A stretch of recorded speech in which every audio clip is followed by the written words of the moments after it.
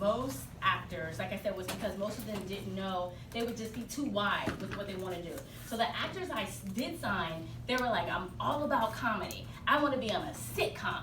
I want to be the first Asian character on SNL. Like, they knew exactly what they wanted to do. They were very specific, and that's the kind of client that I needed because of where I was as an agent. That's what I needed in order to get me to the next level. So it was really important for me to have people that were okay with being pigeonholed.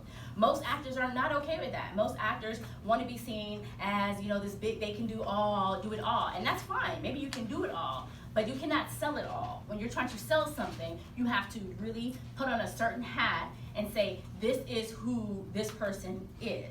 So when I was trying to get my book deal, when we went out with a whole nother book about, you know, I had my original idea that I wanted to do was like for moms and raising kids, and when I asked my agent why everyone is saying no, one of the reasons we talked about was platform, right? It was too small. But the other reason, they said they felt like the audience that I was trying to pursue wouldn't necessarily, they didn't really see me in that way. They didn't really see me in that way. I'm like, what do you mean? I'm a mom. I mean, so what do you not see? But they didn't see it. And I said, well, go back to them. Again, remember, go back to people when they tell you no, so you can understand why they're telling you no. I said, go back to them and ask.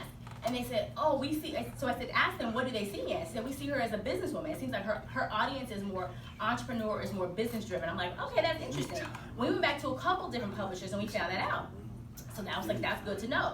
So I also talk about in the book about your brand versus your identity. And that's important to understand because I can perceive myself a certain way, which is my identity. I know who I am, you know, ID, like I know who I am, right? But then how do you perceive me?